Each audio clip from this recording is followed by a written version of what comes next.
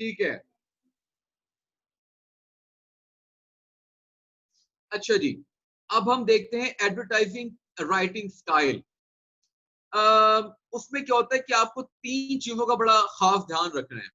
Tone of voice. अब जो tone of voice है ना, इसका मतलब ये है कि आपकी टोन, जिस तरह मैंने आपको कहा ना कि पर्सनल होना है, इस तरीके से आप जब बयान कर रहे हो तो आपका पर्पस फुलफिल होना चाहिए। देखिए, अब मिसाल के तौर पे जो सॉन्ग राइटर है उसने सॉन्ग लिख दिया, आगे गाने वाला जो है आरिफ लोहार है, गाना लिखा उसने हारून के लिए, आगे गा कौन रहा है? आरिफ लोहार। तो वो टोन ऑफ वॉइस आपको नजर नहीं आएगी। अब मिसाल के तौर पे गाना लिखा है गजल, और आप उसको कोक स्टूडियो के अंदर लेकर जा रहे हो और उसको बिल्कुल जैजी कर रहे हो, उसको बास गिटार के साथ गिटार्स के साथ कर रहे हो, यानी कि गिटार की पूरी थीम दे दी आपने। हो सकता है, लेकिन आपका वो मैसेज जा नहीं सकेगा, आपकी जो टोन है ना वो अंडरस्टैंडेबल नहीं होगी। You won't be able to understand it. Grammar and grammar, मैं देखो मैंने दोनों लिखे। अब ये बताओ राणा साहब, इसमें से ग्रामर कौन सा ठीक लिखा हुआ है?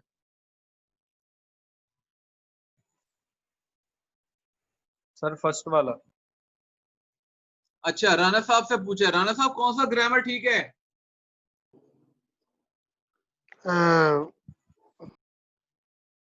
किसमें? हाँ, ग्रामर और ग्रामर में कौन ठीक है?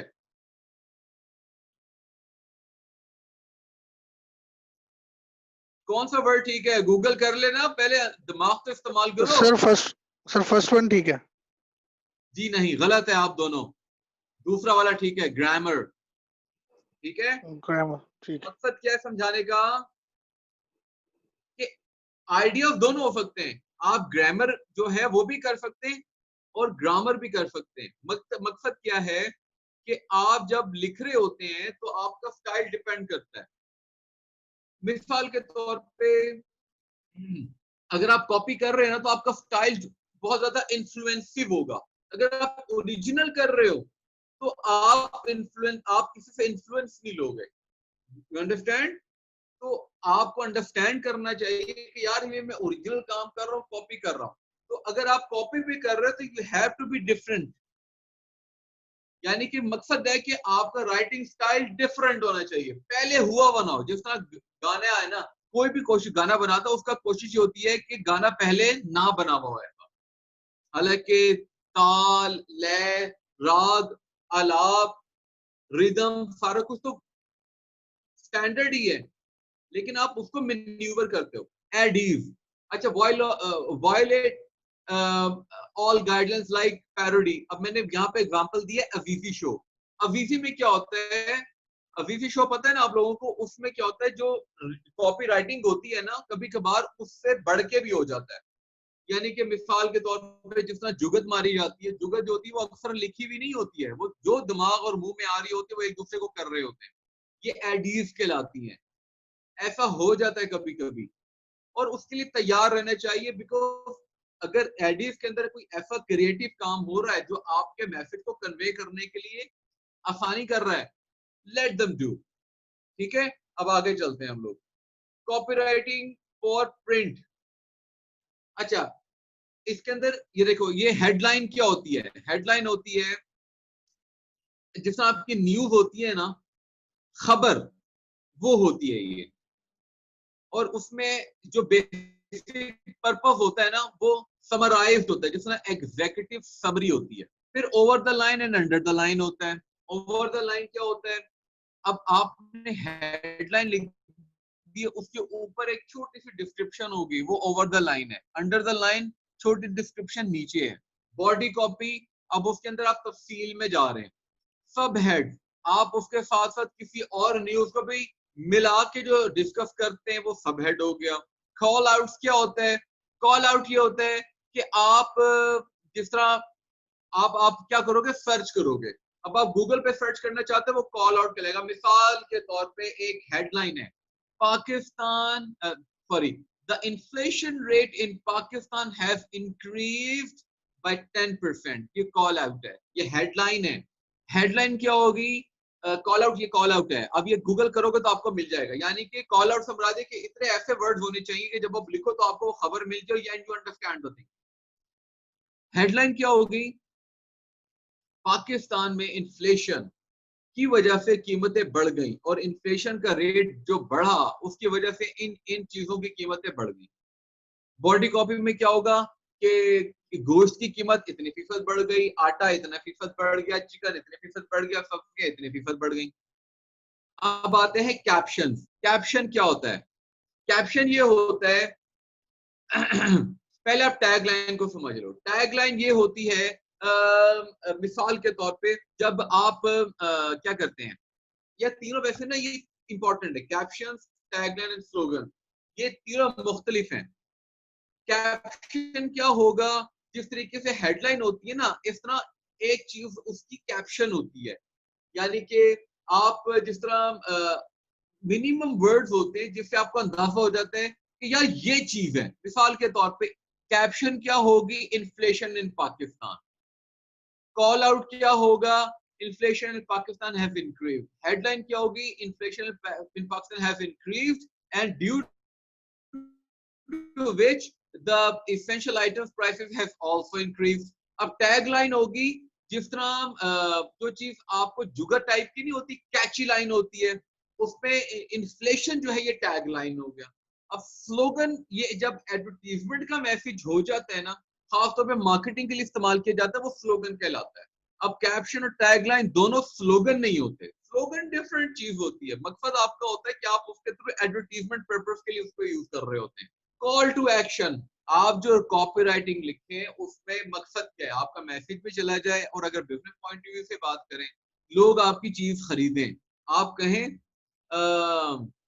आप जिस तरह कहते हैं ना, हल्का फुल्का टक टक बायलू, टक अवेलेबल है इतने का, वगैरह। कॉल टू एक्शन, या कॉल टू एक्शन तो ये भी है, हल्की फुल्की भूख में हल्का फुल्का टक, ये कॉल टू एक्शन भी है।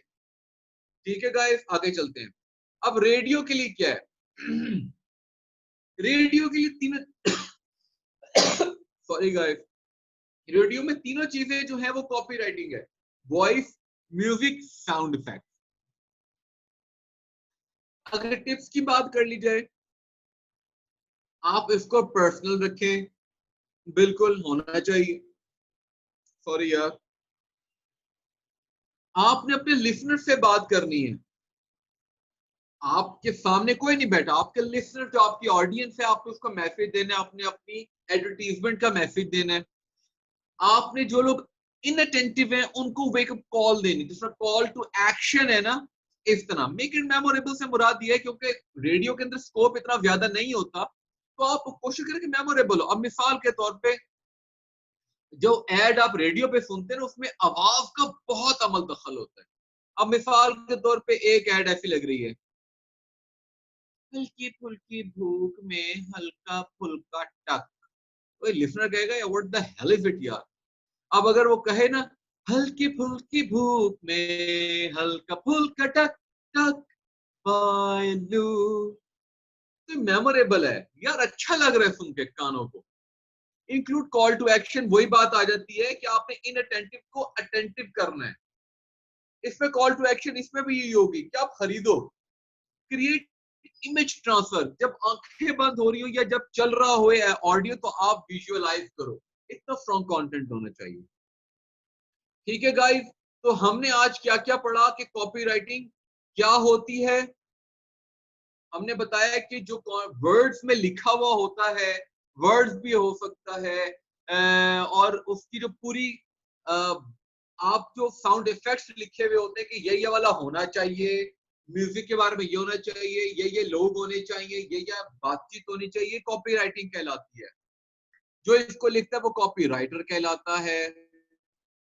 और टिप्स हमने डिस्कस की कि मुख्तसर होना चाहिए, सिंगल माइंडेड होना चाहिए, स्पेसिफिक होना चाहिए, पर्सनल होना चाहिए, सिंगल फोकस हो, बी कॉन्वर्सेशनल हो, ओरिजिनल हो, कॉपी हो, वैरायटी हो, just like Coca Cola, imaginative, descriptive हो, जिस तरह हमने रेडियो के बारे में बात की कि लिसनर्स इमेजिन इमेजिन करें उसको। ठीक है गाइस? जी सर। जी एक सेकंड होल्ड ऑन गाइस। तो हमने आज कॉपीराइटिंग का पार्ट में डिस्कस किया है, ये क्या कहता है कि रेडियो और प्रिंट एड के लिए कैसा होना चाहिए। अगली दफा हम शॉर्ट रखेंगे। हमने अंडरस्टैंड कर लिया, तो अब मैं टीवी का समझाना आपके लिए आसान हो गया। आपको टीवी का करेंगे, वेबसाइट्स का करेंगे, और साथ ही हम अपना चैप्टर नंबर 14 जो कि है it's about the design and production, जैसे ही हम ये अंडरस्टैंड कर चुके होंगे, हम साथ ही डिजाइन एंड प्रोडक्शन करेंगे, हम उसको थोड़ा सा डिस्कस कर लेंगे। ठीक है गाइस, कोई सवाल इस हवाले से? नहीं sir, thank you so much. No sir. कोई सवाल नहीं है यार, वेरी गुड। सर वो अभी टक वाली बस- लाइन बस दोबारा बता दे जरा, वो रिदम में ना एक कौन सी वाली? हल्की फुल्की हल्की भूख फुल्की में। भूख में हल्का फुल्का टक। यार तू सीधा कहना कि तू सुनना चाह रहा है कि वो किस तरह का उसने गाया था, है ना? जी सर, मैं वही कह रहा था, बड़ा अच्छा आपके भी जो है ना वो लगा था जब आप कह रहे थे ना। नासिर अटेंडेंस ले लीजिएगा। अच्छा अच्छा। हल्की फुल्की भूख में हल्का फुल्का टक टक बायलू। ठीक है, वाओ खुश? Nice sir. गाइस बाकी लोगों को भी कहें कि अपने आके लेक्चर अटेंड करें यार, इसका मजा नहीं आता। मैं तो खुद चाहता हूँ फिजिकली क्लासेस अब स्टार्ट हो, ताकि आप लोगों के चेहरा भी देखें और फिर मजा आए थोड़ा सा पढ़ाने में। थोड़ा सा बोरिंग होता जा रहा है ना ये ऑनलाइन पढ़ना और पढ़ाना, है सर ना? बस थोड़ा सा टाइम रह गया, इंशाल्लाह जल्दी मिलेंगे। सर वो फिजिकल इंशाल्लाह क्लास। शुभम से जो है ना मैं करता हूँ बात, फिर कहीं गेट टुगेदर भी करते हैं। ओ हाँ, गेट टुगेदर याद आया नासिर। मेरी बात हो रही थी उससे, इर्तिजा से, अमीन साहब से बात हुई है, आप लोगों से पता नहीं हुई है कि नहीं हुई है यार। ये गेट टुगेदर रखो ना अगले हफ्ते यार। सर इर्तिजा को इर्तिजा को मैं दोबारा याद करवाता हूँ। बस पक्का ठीक करें, है, बाकी सबको मैं कर लूंगा एग्री। चले ठीक है, हम अगले जी हफ्ते को सर, गेट क्योंकि टुगेदर प्लेस रखते हैं उसने इंशाल्लाह। अरेंज करनी है। ठीक है फाइन, पैसे हम सब मिला के करेंगे, किसी एक बंदे पे बर्डन नहीं डालेंगे, ठीक है? सर वो मैं सोच रहा था इस दफा पता क्या करते हैं, पहले ये एक ना जैस कैश का अकाउंट में अपना दे देता हूँ, तो उसमें कहता हूँ हाँ कि भाई पैसे करवा दो, तो जिसकी एंट्री आएगी फिर वो तो आएगा ही। ठीक है, परफेक्ट है। ठीक है, जितने लोग होंगे उसके मुताबिक पैसे आ रहे होंगे, जितना हम कर सकेंगे कर लेंगे। ठीक है, अगर सर थोड़ा आप एक्स्ट्रा भी बस डालने ना पड़े वो ज्वाइन खुरम मीटिंग को पे तो कर एग्री लेंगे। करें, खुरम को एग्री करें, बाकी जो ठीक है है, वो मैं आज इंशाल्लाह दोबारा उसका कर फोरम देंगे पे बात मैनेज। करता हूँ। ठीक है गाइस, अब मैं दूसरे ओके लेक्चर के सर। लिए प्रिपेयर करना है अपने आप को। ठीक है guys, see you, thank you take sir. Care, thank you ciao, so much sir, thank you. Thank you sir. Allah Allah हाफिज। हाफिज। अल्लाह हाफिज।